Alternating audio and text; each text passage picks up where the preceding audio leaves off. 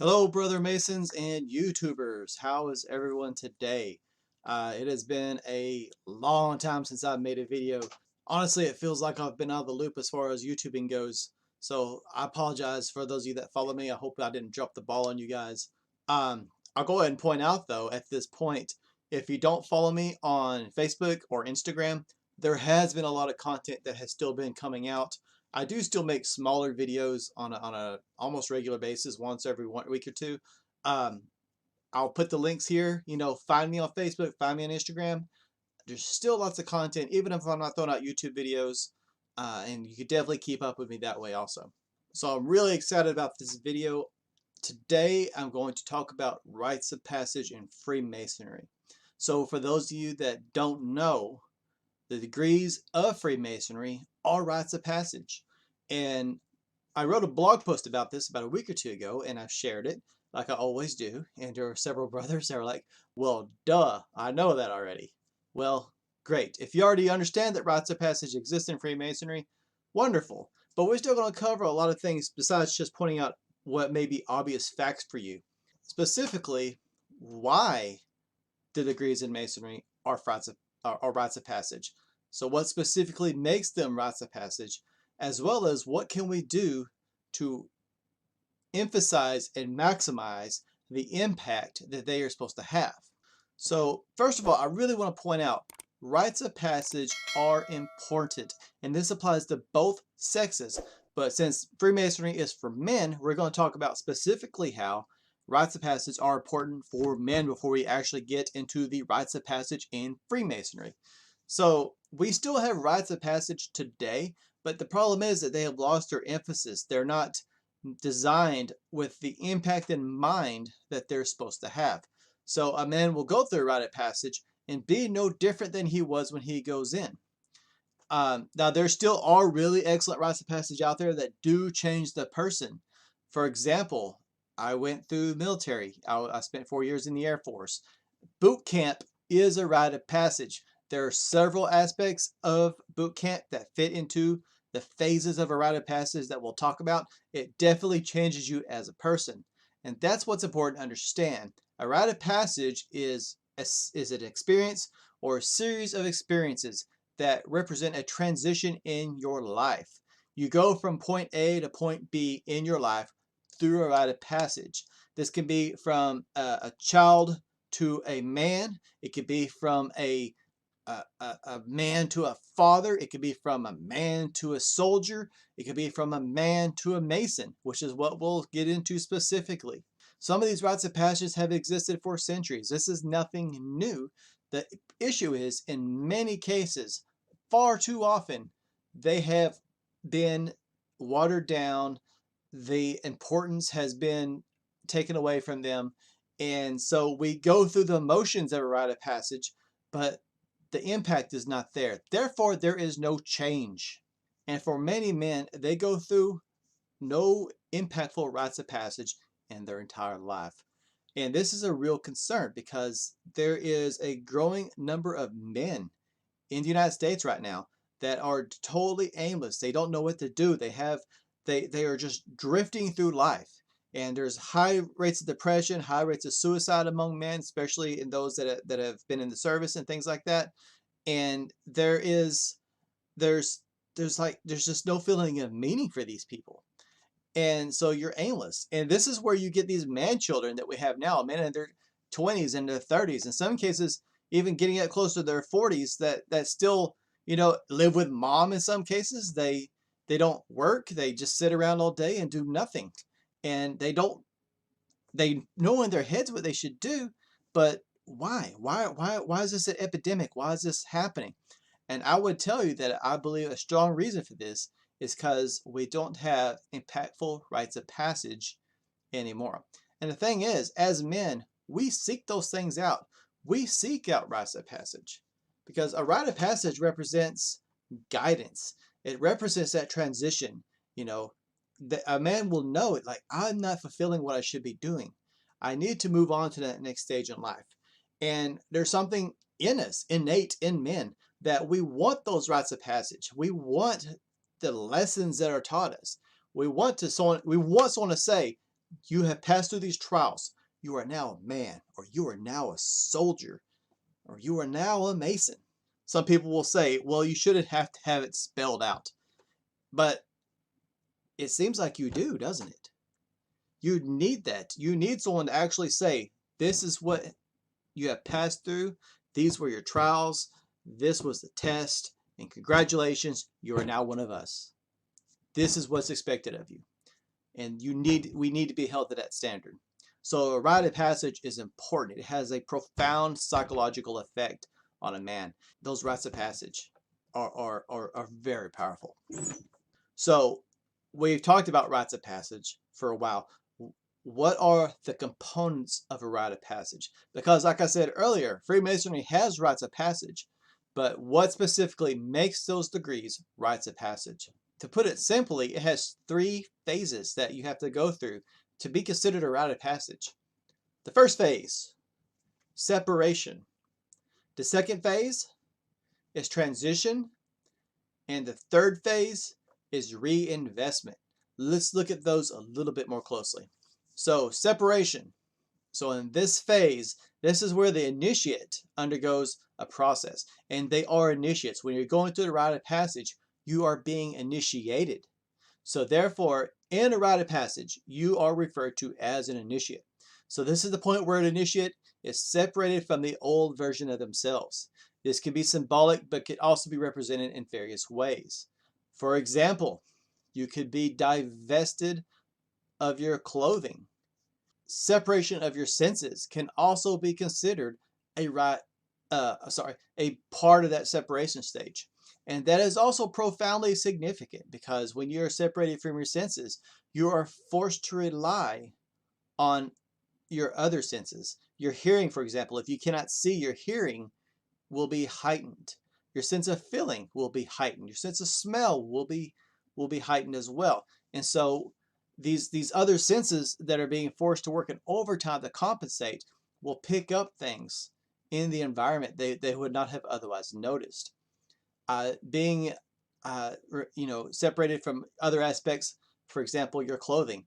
So you may be asked in various rites of passage, you may be asked to change into different clothing.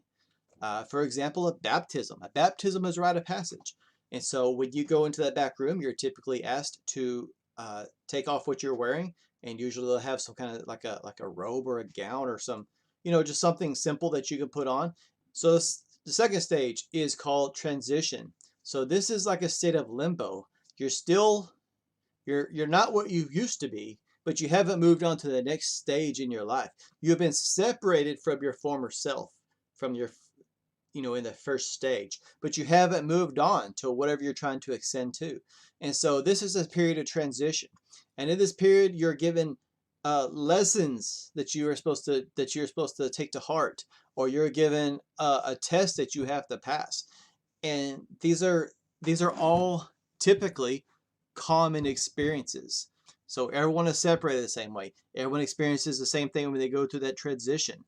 And so it's a common shared experience that bring you closer together at the end with your brothers. But what's interesting about the transition is this is, like I hinted at, this is where you're actually taught the lessons you have to know to either uphold what's expected of you or to move on to the next stage after.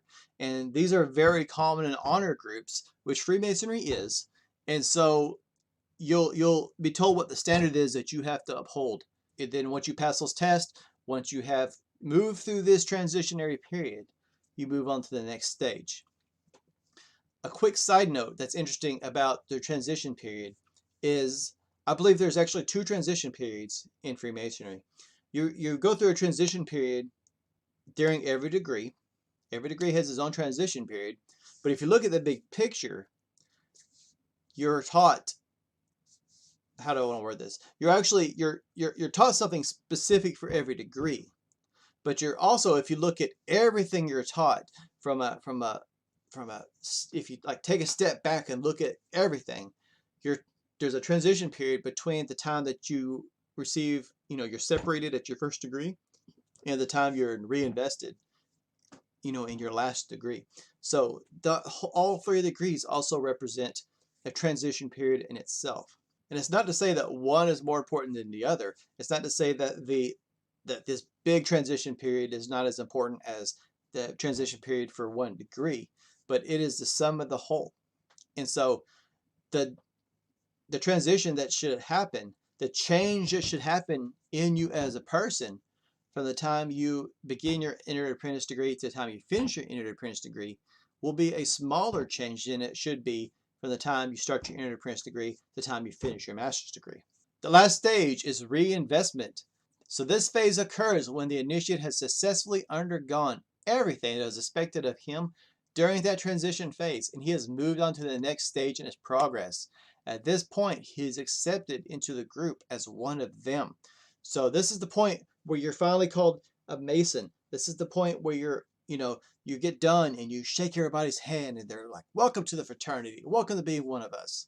You're now a Mason. So this is where you change out of what the lodge gives you to wear and you put on your own clothing again. And you go around and everyone pats you on the back and tells you good job and they're proud of you and welcome. That's the reinvestment period. So let's take a step back and look at this. I just want to think out loud with everybody, okay? So if we know that a degree is a rite of passage, and if we can nail down all the phases of a rite of passage, and you can look at those and compare that to what we know about a degree work and say absolutely every degree represents a rite of passage for whoever's going through it. Not only that, if we know rites of passage are really important for men, and we know that they are supposed to be impactful and life-changing, then why do we lose men when they receive their entered apprentice degree? Why do we not retain people that we bring into the fraternity? If men are naturally seeking out these rites of passage, if they're seeking out these things that have meaning, then why is it that we provide that, or we think we do, and we can't keep them? So that tells you that there should be a disconnect somewhere. We have rites of passage. Men are seeking rites of passage. But somewhere in the middle, somewhere in between, we're losing them. And I would tell you that what lies in between is your implementation. In fact, in regards to a rite of passage, implementation is everything. Everything. So let's say we have a guy and he sees a friend getting baptized and he doesn't want to be left behind. He sees a friend doing it. He feels it's important that he should do it too. He hasn't necessarily built up to it. It's not necessarily an important thing for him. So he'll go through the baptism and he's no different than he was. So the point I'm making is, if that rite of passage is not built up, if it is not done correctly, and if that initiate is not ready for that rite of passage, you're wasting everybody's time. It won't have a desired impact. And in fact, it may have the opposite of the desired impact. And here's the thing. We've all heard the saying, Freemasonry takes good men and makes them better.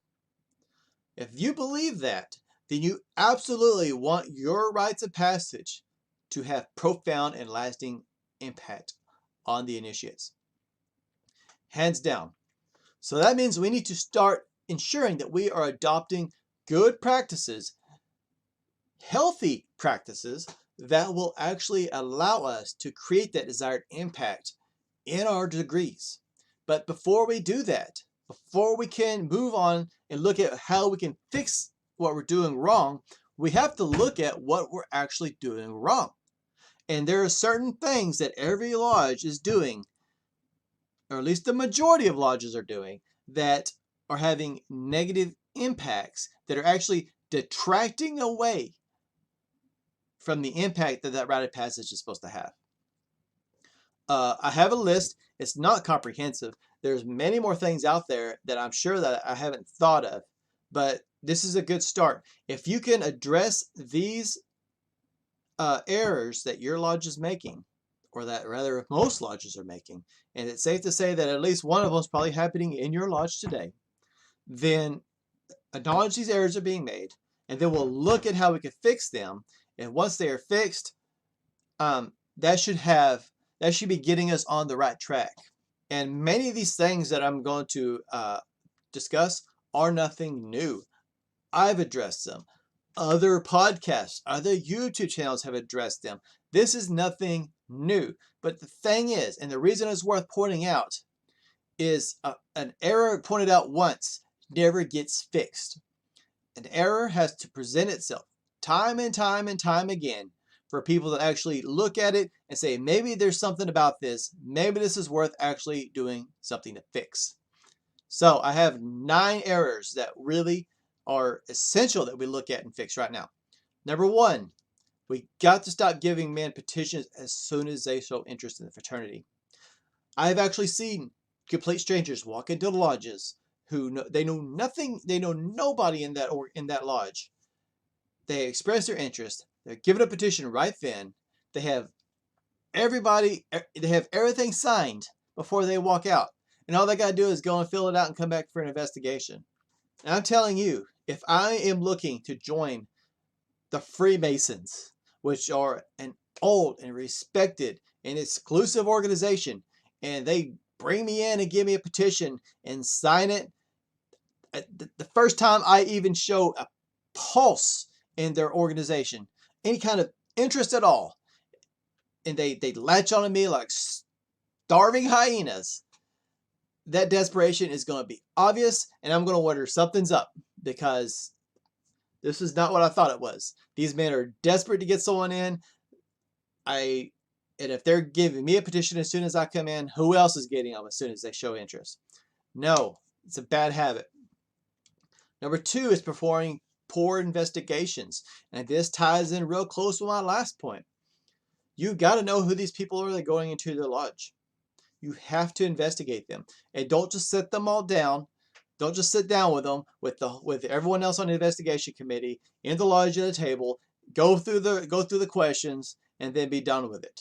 You have to start doing investigations more seriously, and understanding that the people that you let in your organization will have a profound negative or positive impact on the health of your organization in the future.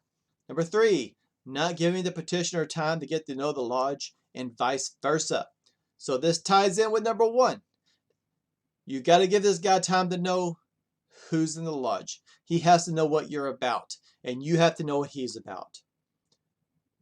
And if you give him the petition as soon as he shows up and start dragging him through the degrees as fast as you can, you've missed that opportunity to get to know that guy, because he may not be the right fit for your organization. But we're so excited to see someone turn in a petition, we're just getting him through it. Number 4, rushing them through the degrees. You see, these things are all following a common denominator. Rushing them through the degrees. The degrees are the lifeblood of our organization. That is the absolute essence of Freemasonry, is the degrees. Okay? And if you're rushing them through it, well, first of all, these are rites of passage. If you're rushing them through it, you're not emphasizing the important things. You're not actually teaching him the lessons of every degree. You're just having him memorize stuff so he can turn in the next thing, and so he can eventually become a master mason to start walking through the chairs. And what's the point of that? What's the benefit? Teach them. Do the degrees well. And when I say do the degree work, I mean know your role. Know what you're teaching him. Know your actual role when you are doing the degrees. Take the degrees seriously. They're solemn occasions. Treat them like that. I could go on. Number 6, cluttered and dirty anterooms and lodges. Guys, I've been to so many lodges that were built in the 40s or 50s or 60s and have not been updated or touched since then. Okay?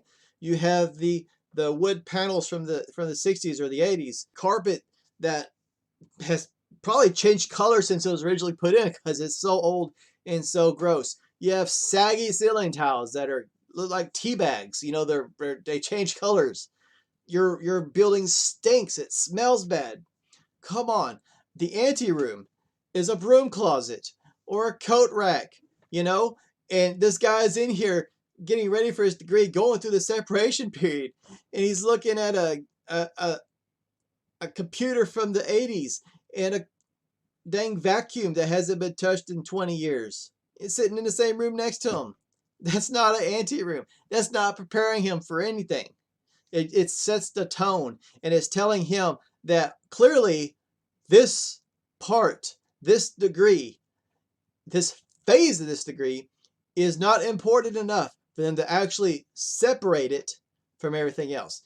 What I'm doing is not important enough to have its own space.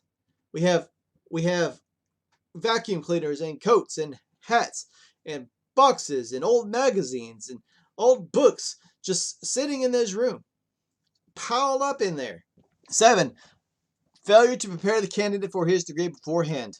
What's the easiest way to tell someone that what they're going through is important?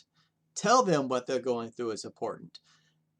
And you need to tell these candidates so many things. And it sounds stupid, but you see people that show up for the degree night and they don't realize I had to pay degree fees. Or they'll turn in their master's work and say, oh, I didn't realize I had to pay dues for this. Or they'll get their EA degree and you'll be told, okay, you have to memorize all these things. And they didn't realize that there was so much memorization associated with it. Tell these people these things. If you're taking the time and actually not rushing through the degrees, use that time to show them what your lodge is about. Teach them how you do things. That way, when they're actually in the lodge, on the roster, they know what's expected of them. And if that's not something they're interested in, they can leave before that ever becomes an issue. And number 9, not telling him what he can expect from us. Or even worse, telling him what we can expect and never deliver. If you tell a man that we take good men and make them better, and then you do nothing to make him better, you rush him through the degrees, and then as soon as he's a master mason, you start putting him through fundraisers. If you never have education in your lodge, if you just don't act Masonic in any way, and all you have are business meetings and fundraisers, then you have failed to deliver. You have done the bait and switch on this guy. You have promised him rites of passage. You have promised this man a mastermind group where he could learn from his peers. You have promised him an honor group. And if you do not deliver on these things, the lodge and the fraternity and his teachers have failed that man. And it's no surprise if he didn't show back up. So let's look at what we can do to fix these things. And these are pretty obvious, I think. Number 1, don't give that man a petition as soon as he shows interest. Require him to come to your lodge for a fixed period of time. And that can vary by your lodge and vary by how many people already know this guy. And get everyone to get to know him. So what does this mean when I say get him up here? If your lodge eats before meetings, he needs to be there. If you eat after meetings, then he needs to be there. If you're having events, and I don't care what kind of events they are, if there's something that he can be at, he needs to be there. And look, if this guy doesn't take the time to show up as a non-member, then why do you think he's going to take the time to show up as a member? And you can say, well, he might not have time. His job might not allow it. His family maybe. But you know what? Those things still apply, even when he turns in his degree work, even when he receives his degrees. So whatever reasons keep him out now while he's a petitioner are going to keep him out of your lodge when he turns in his work. You're going to keep him out of your lodge when he gets his degrees. So how's he going to benefit from this? How's the lodge going to benefit from this? Number 2, thoroughly investigate your petitioners. This involves more than just sitting around round-robining this guy in a table at the lodge. Okay? There are great investigation manuals out there. Many Grand Lodges have put some forward. Nothing about this is official, but I do have a guide to investigations that you can check out in my blog. Nothing is official from any Grand Lodge that I share in that blog. So I don't think that anything I share is actually representing the Grand Lodge of Texas or anything like that. So by all means, go for it. Number 3, don't rush him through his memory work. So the catechisms are more than just words, okay? They are, if you take it for face value, it's a mile wide and an inch deep. But the thing is, it's still a mile wide. But the memory work goes so deep. There's so much to learn from this, so much to unpack from basic sentences that you can learn. that are important for this person to understand. And if you don't know it, that's a great opportunity for you to learn and grow as a man and as a Mason as well. I'll tell you right now, as a little side note, teaching candidates, teaching people the catechisms or the memory work or whatever you want to call it is one of the most rewarding things you can do as a Mason, because it requires you to step up your game. They'll ask you questions that you have to know. And so that's such a great opportunity to learn things. Don't rush into the work. Teach them the lessons. Number 4, know your degree work in practice. Like I said, if you know 2 weeks in advance that you're going to be the junior warden or a master of ceremony, there's no reason for you to screw it up. I say that. There's no reason for you to go in there. Let me back up. There's no reason for you to go in there unprepared. That sounds better. Because the thing is, even the most prepared person can go in front of everyone in the lodge room and just totally just brain fart and forget everything he learned. I understand that. That happens to the best of us. I saw a very respected brother who is very knowledgeable in the lectures, and I've heard him give countless lectures. He just stood up there in a I don't remember what it was. I think it was a fellowcraft degree. No, it was a master's degree, and he just forgot it.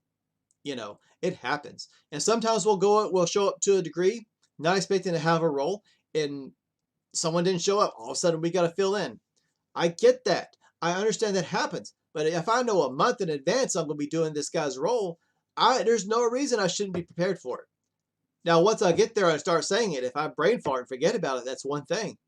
But there's no reason I can't go over that and practice it with some brothers before I get there. And I mean, well before I get there. Number 5, clean and update that lodge. Do it. Do it. And it doesn't take a lot of people. Okay? It's great. It goes by faster. It's easier with a lot of brothers. But just get it done. Just get it done. Any progress is better than no progress. And when you have lodges that have sat there for 20 or 30 years with no progress getting done to update, clean the place up, even baby steps are an improvement. Okay? Fix those lodges. And here's a little tip. All right? Sometimes you meet resistance when you're trying to update the lodge. I get it. I understand. But sometimes we expect there to be resistance, and there's none. Sometimes we wage battles in our own heads about these kind of things. Just do it. Ask for permission. Bring it up in the lodge and do it. Or ask to be put on the building committee and just start working. Okay? Sometimes, it just doesn't apply to every situation, but sometimes it's easier to ask for forgiveness than it is permission. And the lodge is still better for it. I'm not saying just go out there and knock out a wall without asking anybody. But small things, just do it, man. Fix your lodge. And here's the thing: the people that'll naysay and question it and to do the analysis paralysis as far as fixing anything, those guys, they haven't done anything. So who are they to criticize? Just do it. And if they don't appreciate you fixing their lodge up, go somewhere that they will. Number 6, be upfront about our expectations from the moment he expresses interest. That doesn't mean give him a petition, but tell him what we're about. There's lots of things we could tell people that are interested in the fraternity without giving away the secrets. Yes, we have dues. Yes, we have degree fees. This is what they are. Yes, we do actually expect people to show up whenever they can. As a member, you do have obligations to the fraternity. There are exceptions, but these exceptions are not the get out of lodge free card that so many of us use for every meeting. Understand there's a time commitment. You'll have to memorize a lot of stuff. I mean, really, especially the brothers that have memorized, here in Texas, we call them like certificate holders. So like the A certificate, you have to know how to open and close all degrees, how to confer all degrees, the questions and answers for every degree, and the lectures for every degree. And that is a monumental achievement of the mind. And so if this guy wants to go as far as he can, if he wants to learn everything there is to learn, there's a lot to learn. And frankly, even just the memory work, at least here in Texas, it's exhaustive, especially in the first degree. So tell the people that you will have to learn a lot of stuff. And if you feel like you can't memorize things, then this may not be for you. And that's not being rude. It's what we expect. We shouldn't expect to lower our standards for somebody. And no one petitioning the lodge, no one showing interest expects the fraternity to lower its standards for them. Number 7 is be upfront what he can expect from us as well. So tell him, Freemasonry, we offer rites of passage. We do take our work seriously. This is not a service organization. Tell him these things. And if you have to, get with the brothers at your lodge and come up with this list. All these things, formalize it at your lodge. And say, this is how we're going to do things from now on. So look, here's the thing. This sounds like a lot of work. It is. But this is look, Freemasonry is about work. There's nothing in Freemasonry that you'll ever learn in any of the degrees, any of the catechisms, any of the lectures that put laziness up on a pedestal like it's some kind of virtue. But we talk about people that did work. We exemplify them. We exemplify instruments that are used to work. We're all about work. And improvement doesn't happen without work. That's internally and externally in our lodge. It's work. Sorry. So if you want to improve your lodge, if you're looking for like a quick, easy fix to bring your lodge to the next level, then just unsubscribe from my channel, because I have nothing I can offer you. And that sounds condescending, it sounds negative, but it's factual. There's no quick and easy way to fix a lodge. It's work.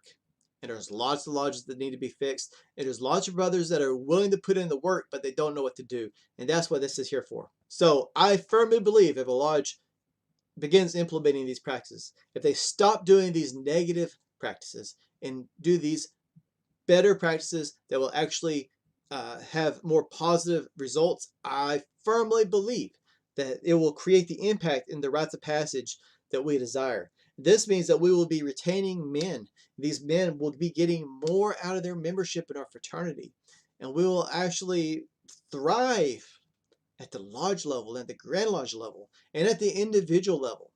So in conclusion, guys, look, the degrees of Freemasonry, hands down, no question about it, are rites of passage. Okay? And rites of passage are meant to be transformative and life-changing. And this is what we promise people. This is what we say. When we say we take good men and make them better, that's what we're promising. If a rite of passage represents a transition from point A to point B, then that transition in Freemasonry is we take good men and make them better by making them Masons. That's point B. And how do we do that? We initiate them through a series of rites of passage. So, therefore, the rites that we associate with every degree, they are extremely important to what we do. And sure, the education goes on after. There should be education in every meeting and everything, but the foundation of our organization lies in these rites of passage.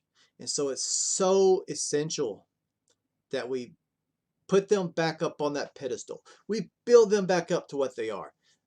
These are important. These are sacred and solemn, and there should be 1 degree for one man, one night.